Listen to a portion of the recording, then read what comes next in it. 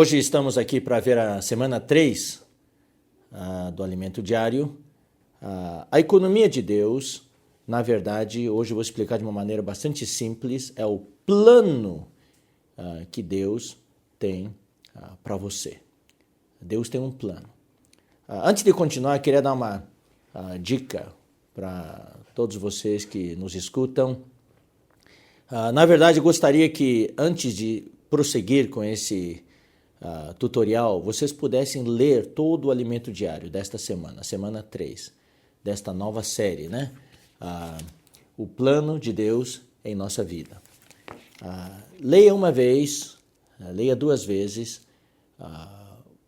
e procure, separe um tempo para isso. Separe um tempo para isso, uma meia hora, porque para a palavra de Deus não podemos ter muita pressa, não. Devemos realmente, não pode ser um fast food, sabe? Um lanche rápido. Tem que ser, nós temos que ir com calma diante do Senhor e realmente nos aprofundar na sua palavra. Então você, depois de ler uma vez, pegue um lápis ou uma caneta e uma folha de papel e tente colocar lá os pensamentos principais. Quais são as ideias centrais que você conseguiu extrair? Sempre faça isso. É um exercício muito bom. Vai ajudar você no futuro, em tudo que você lê, você vai ter a capacidade de extrair a ideia central ou as ideias centrais. Isso vai ajudar muito quando você tentar ajudar as pessoas ou quiser ministrar a palavra. Isso vai ser muito útil. Então, faça uma pausa, tá? Pause e leia o Alimento Diário de segunda até domingo, tá? Depois você volta e continua esse tutorial, tá? Bom, espero que você já tenha lido e tenha também colocado no papel as ideias centrais. Não precisa colocar muitas ideias centrais, não. Coloque umas 2, 3, 4, no máximo 6, que é o que você consegue gravar. E isso você vai levar consigo para sempre. Aonde quer que você for, você vai se lembrar desses pontos. Bom, eu vou apresentar hoje, eu não vou apresentar os detalhes vocês podem ler depois e cavar mais na leitura diária do Alimento Diário. Eu vou apresentar para vocês 4 ideias centrais da leitura desta semana, que estamos apresentando hoje. Na verdade, tem uma linha de raciocínio e vai ajudar você a entender a mensagem desta semana. O primeiro ponto é o plano oculto de Deus na eternidade passada. Tá? O segundo é o plano revelado por Deus para você. E terceiro, Deus quer usar você para executar seu plano.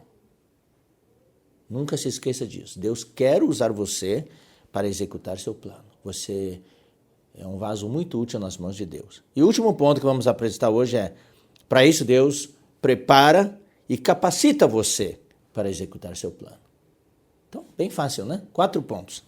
O plano oculto de Deus na eternidade passada e no Antigo Testamento, tá? O plano revelado por Deus no Novo Testamento e especificamente nos dias de hoje para você. E terceiro, Deus quer usar você para executar o seu plano.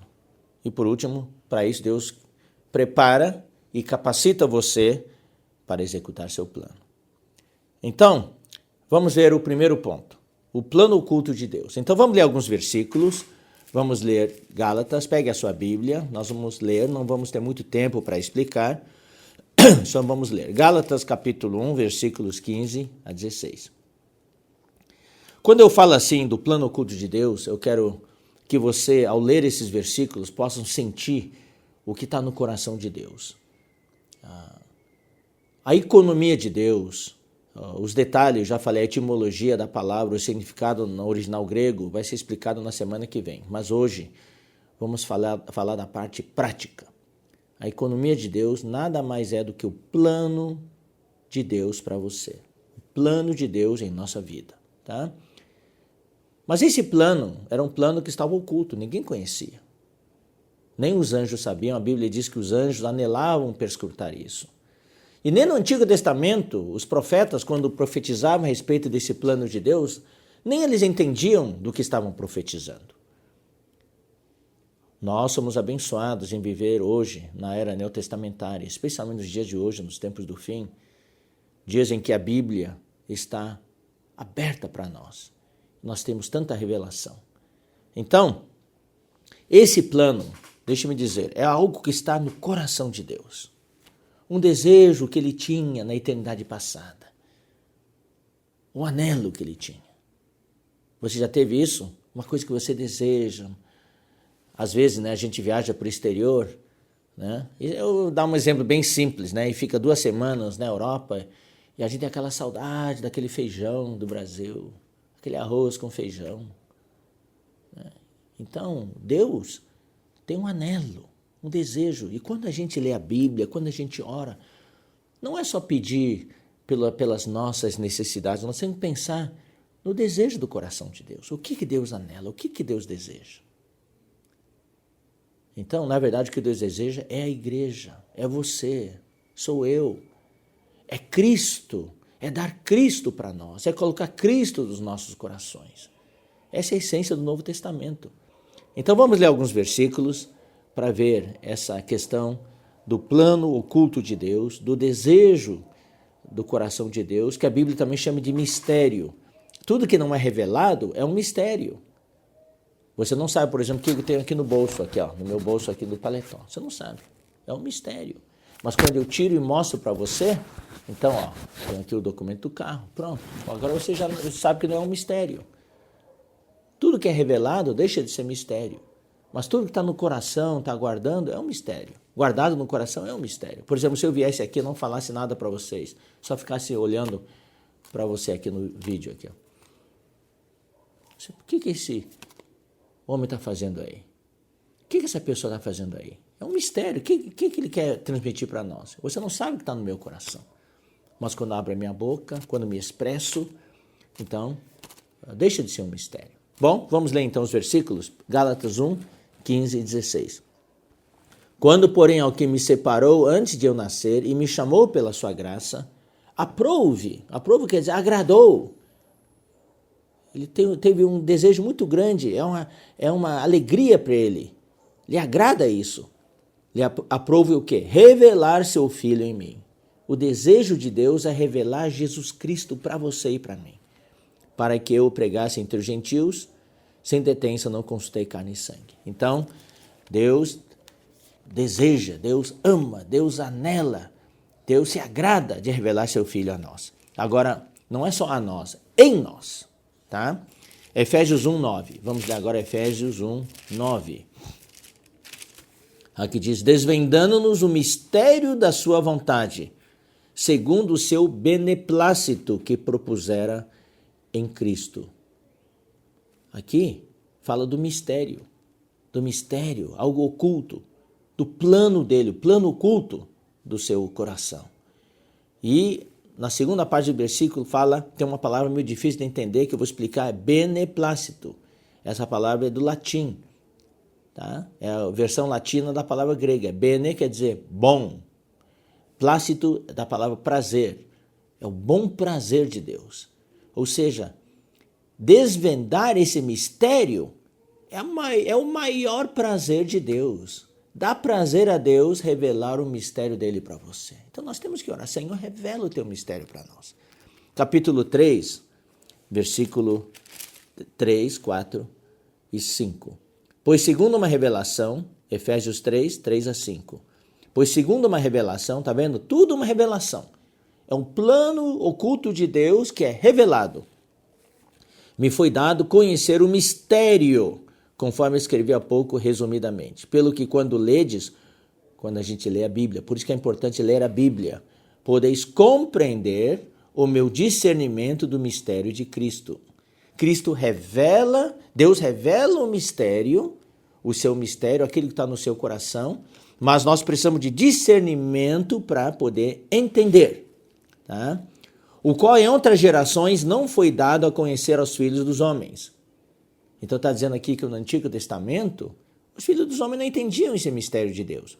Como agora foi revelado aos seus santos apóstolos e profetas no Novo Testamento, agora vem uma palavra-chave que eu quero que vocês Gravem agora, preste atenção para essa palavra agora, e um pouquinho mais adiante nós vamos tocar nessa palavra. Aos filhos, o qual em outras gerações não foi dado a conhecer aos filhos dos homens, como agora foi revelado aos seus santos apóstolos e profetas, onde? No Espírito. Aí vem a chave, é no nosso espírito. Não é só na mente, não é na nossa emoção, é no espírito, na parte mais íntima do nosso ser, onde Deus mora, onde Deus habita, é lá que Ele revela. Por isso que é importante nós tocarmos em nosso espírito, nós exercitarmos o nosso espírito. Versículo 9 agora. E manifestar qual seja a dispensação do mistério, desde os séculos, oculto em Deus, que criou todas as coisas, para que pela igreja, olha só, pela igreja, a multiforme sabedoria de Deus se torne conhecida. Hoje esse mistério se torna conhecido através da igreja. Se torna conhecida agora dos principados e potestades nos lugares celestiais. Vamos ler agora Colossenses 1. Colossenses 1. Eu espero que vocês possam depois dedicar mais tempo a esses versículos. Por causa do tempo, nós não podemos nos demorar muito nesses versículos. O assunto é muito vasto e o assunto é muito importante. Colossenses 1, versículo 26 e 27. O mistério, está vendo? Esse plano oculto no coração de Deus, que estiver oculto dos séculos e das gerações, tudo no Antigo Testamento, agora todavia se manifestou aos seus santos, a nós. Não só aos seus santos apóstolos e profetas, mas aos seus santos, que somos todos nós, aos quais Deus quis dar a conhecer. Isso lhe agrada. Deus quis dar a conhecer qual seja a riqueza da glória deste mistério entre os gentios, isto é, Cristo em vós, a esperança da glória. Tá? Então, eu leio esses versículos aqui na introdução para vocês entenderem que Deus tem esse plano oculto no seu coração, e esse plano de Deus é o que se chama a economia de Deus. É o plano que Deus tem para você e para mim, né? O plano que Deus tem em nossas vidas. E esse plano no Antigo Testamento, quer dizer, na verdade, na eternidade passada, estava oculto no coração de Deus, os anjos não conheciam. E quando veio o tempo, Deus fez a criação. Então, no Antigo Testamento, os profetas só podiam profetizar baseado no que Deus habilitava os seus profetas a falar, mas eles também não entendiam. Então, esse plano Deus executou no Antigo Testamento. E no Antigo Testamento, nós vemos a história, né, da criação, depois todos os patriarcas, e mais assim, especificamente, né, nós vemos a história de Abraão, de Isaac e Jacó, depois a história de José, como a família de Jacó desceu ao Egito depois, como Deus trabalhou em José, e tudo o que aconteceu com José, nós podemos ver, tinha o plano de Deus. Deus preparou esse jovem, que mais tarde, aos 30 anos, se tornou governador do Egito, para poder alimentar a terra, para que as pessoas não morressem de fome. Ele foi usado por Deus, foi preparado por Deus desde a sua juventude. Ele passou por muitas situações de adversidades e tudo foi um treinamento para ele. Foi a capacitação que Deus deu a ele.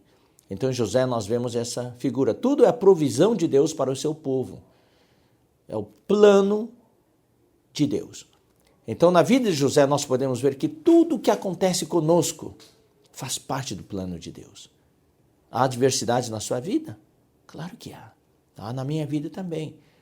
Não devemos nos queixar, não devemos murmurar. Pelo contrário, devemos entender que tudo isso faz parte do plano de Deus para nós, para nos capacitar, para que nós possamos fazer parte do plano de Deus.